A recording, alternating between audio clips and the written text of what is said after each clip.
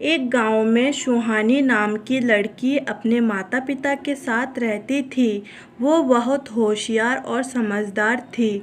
उनके पिता खेती बाड़ी करते थे और उनका घर खुशहाली था। सुहानी को कहानी सुनने का बहुत शौक था। वो रोज़ अपने माँ से रात को सोते वक्त कहानी सुनाने को कहती और कहानी सुनते सुनते सो जाती थी। एक दिन सुहानी ने अपने माता पिता को बात करते हुए सुना। कमला, इस बार फसल अच्छी नहीं हुई है, बहुत नुकसान हुआ है। अब हम क्या खाएंगे? आप चिंता मत कीजिए, सब ठीक हो जाएगा। सुहानी अपने माता पिता की बात सुनकर बहुत उदास हो जाती है। काश मैं अपने मम्मी पापा की मदद कर पाती। एक दिन सुहानी अपने दोस्तों के साथ खेलकर वापस ही आ रही थी। उसे एक बूढ़ी औरत की आवाज़ें सुनाई देती है। वह सोचती है कि आवाज़ें कहाँ से आ रही है। इतने में उसे एक घर दिखाई देता है।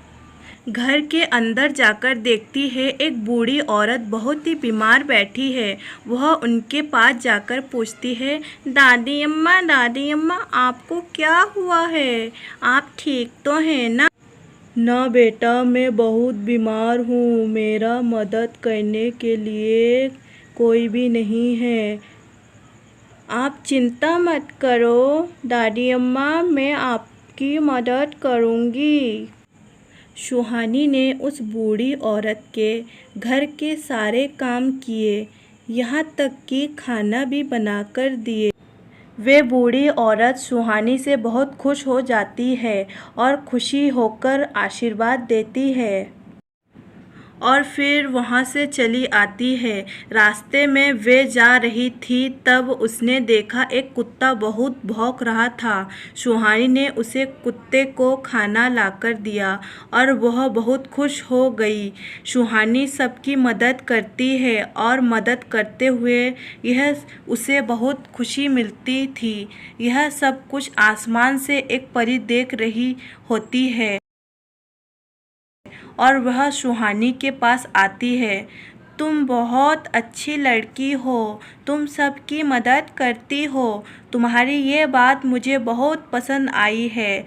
परी ने सुहानी से खुश होकर उसे एक जादुई रुमाल दिया और कहा, इस रुमाल से तुम जो भी मांगोगी वह तुम्हें मिल जाएगा। यह कहकर वहाँ से परी चली जाती है।